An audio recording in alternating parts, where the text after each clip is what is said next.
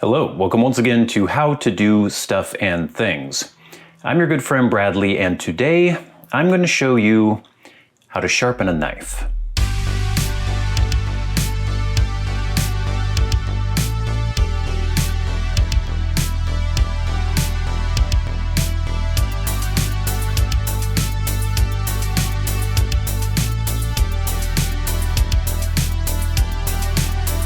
I sharpen typically using Japanese water stones, and this is a method that I've gleaned from the internet and from my own personal experience.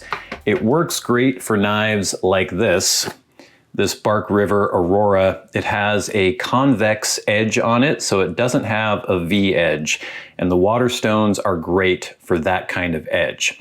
I'm going to show you the supplies that you'll need, and I'll show you the method that I use, and hopefully, after watching this video, you will know how to sharpen a knife with Japanese water stones. So let's get into it. Okay, so what do you need when you're sharpening a knife? Well, if you're using Japanese water stones, you will need the Japanese water stones. Here I have a 1000 grit. This is a 1500, and then this is a 5000. I also have a 400 Chosera stone. These are the Sharpen stones. You can get these off of Amazon. I'll have links in the description below.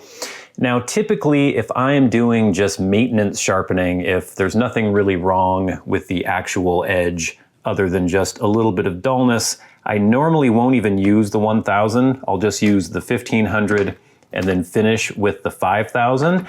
And then I will finish off that by using a strop like this, a leather strop that I have rubbed with white compound. That's the Bark River compound that you can get from DLT Trading, and the strop I got from DLT Trading as well. If there are some problems, or if there's a micro bevel or something like that, I may do the 1000 stone, but today we probably don't even need the 1000. Kind of depends. This knife in particular has never been sharpened by me. This is a Bark River Aurora Scandi. This is in CPM 3V. And this is sharp enough and the edge is good enough that I think I'm just going to be using the 1500 and the 5000. I have some other knives here that I want to sharpen as well, but we'll do those off camera. So to start out, you take the stone that you're going to be using, have it placed on a firm surface. This has little rubber feet on the bottom, so it keeps it pretty solid as you're trying to sharpen. And what you're going to do, let's just actually show the sharpness first of this knife. As of right now, it's sharp, but there are a few little hitches when I try to cut paper with it. A little hitch right there, so it just needs a little bit of cleanup and then some stropping to get it right back to where I want it. What I'm gonna do is wet this stone. You don't want to soak it, just get it wet on the top. And then you're going to take the knife. You can see this has a Scandi edge on it, or this has a Scandi blade geometry. So there is a secondary bevel that comes down, and then this is a convex edge from that. So when you're putting the knife on the stone, it's pretty easy to feel what angle you need to sharpen at. So you're going to hold the knife, you're going to flip it up till you feel that angle. And then basically it is a series of movements back and forward. I'm going to show you that whole process. You'll be flipping it over, doing the other side. You're going to try to develop a burr that you'll be able to feel on the edge of the knife. Once you have developed a burr on one side, you flip it over to the other side, you work that out, and you're just going to work our way up through the grits, and eventually we will have a very nice and sharp knife. So let me get a little more water. And let's get going.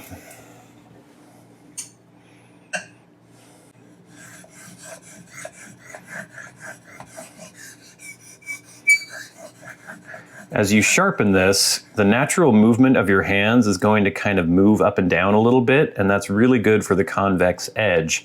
When I get to the tip, instead of going like this to get the belly of the blade, I'm actually going to flip it up a little bit. That makes sure that you get a nice, even amount of pressure on the entire length of the blade. So let's just get going.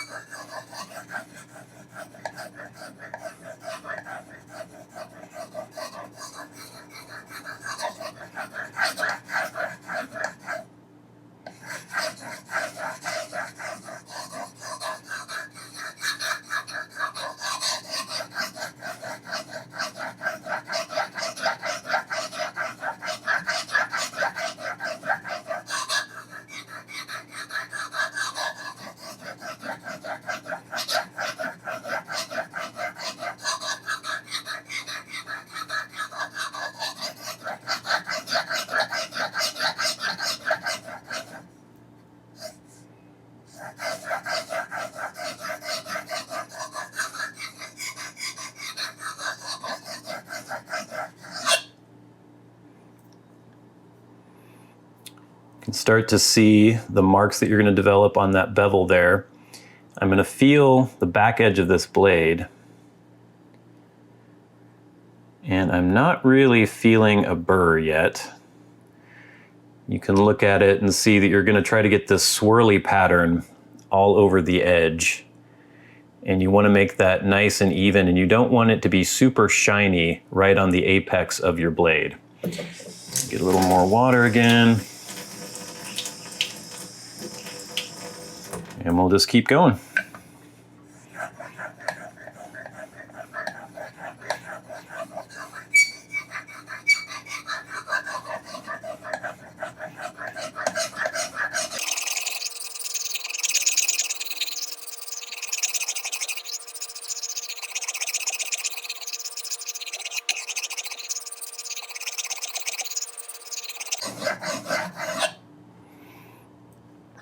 Just check your work periodically.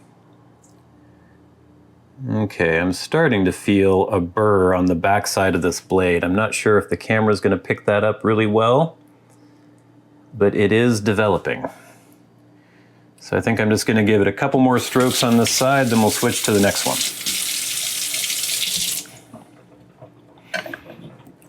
Get your angle. You can feel it really easily with this Scandi grind blade.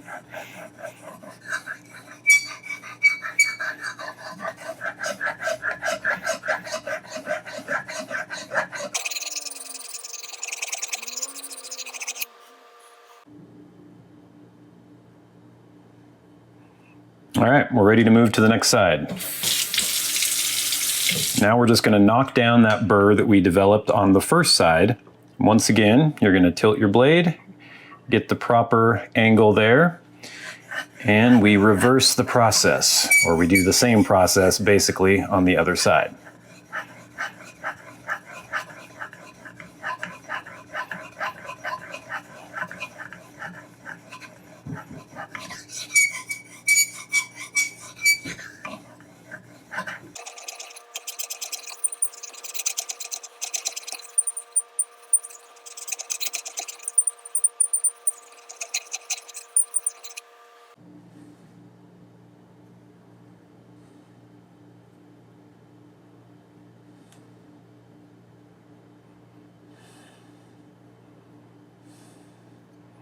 Feels like we've knocked most of that burr off.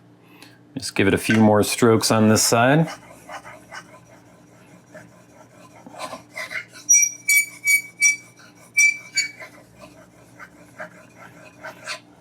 Switch her over.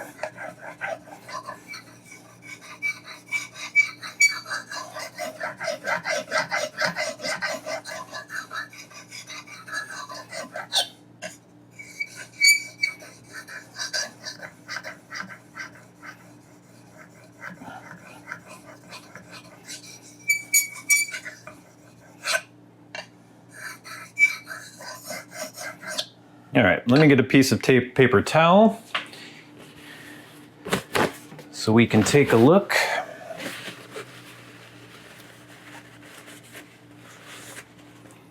All right, from what I can see, we've got a pretty even distribution of the whorls around this blade. I might want to hit it a little bit more right here. And then on this side, maybe a little bit more right there as well. Belly's looking pretty good. So I'm going to hit it a few more times on either side.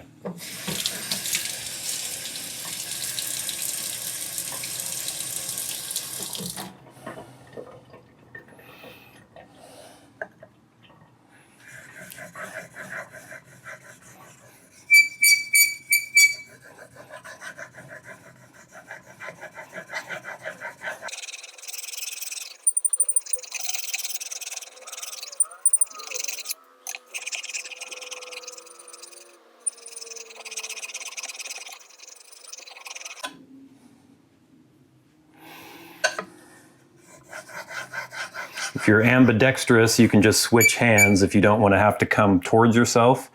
you can switch over like this, which is what I end up doing a lot of the time. That way you kind of wear your stone a little more evenly too.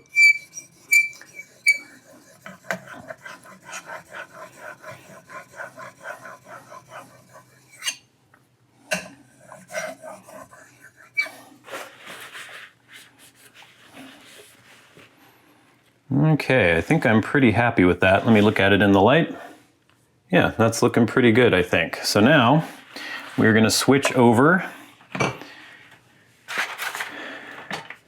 to our 5,000 grit stone here. Once again, we'll get it nice and wet.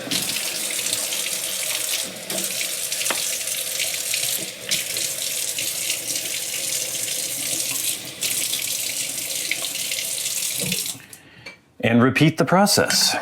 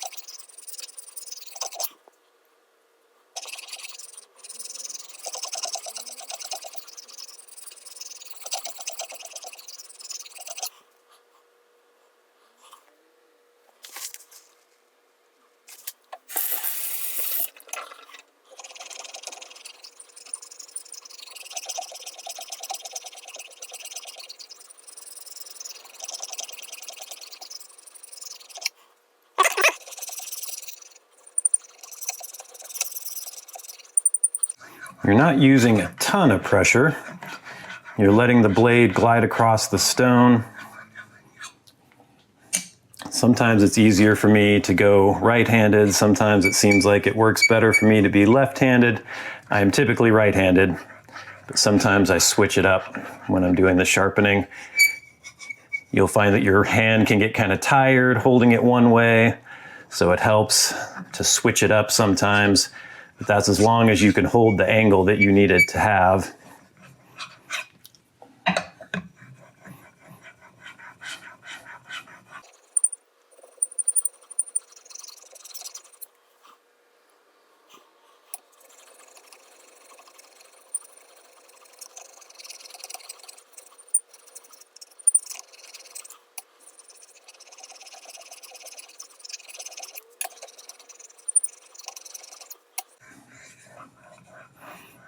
Okay, that should be pretty close. Let's take a look.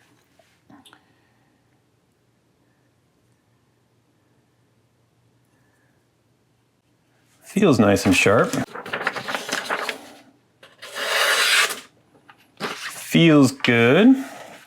Let's give it a couple strokes with the strop. So here, you're obviously going to go in the opposite direction.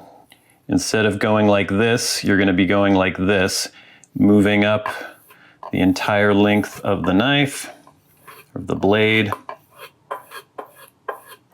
Similar angle to what you had when you were sharpening. So you'll have it up just a hair over the exact bevel angle.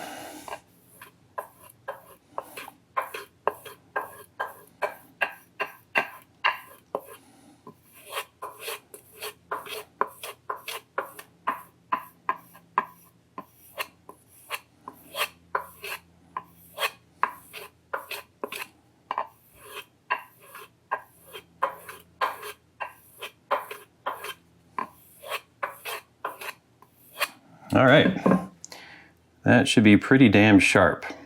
And it feels pretty damn sharp. Let's see what the paper has to say. Pretty sharp. Does it shave?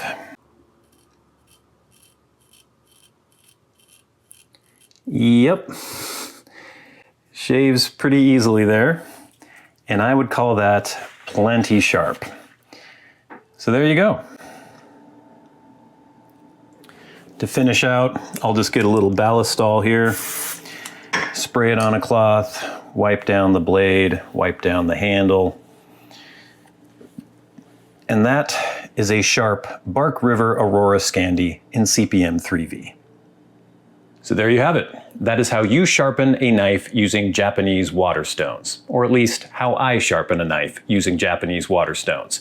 And now you know how to do stuff and things. Thank you so much for watching. I've been your good friend Bradley. You've been the audience. This has been How to Do Stuff and Things. I'll see you later.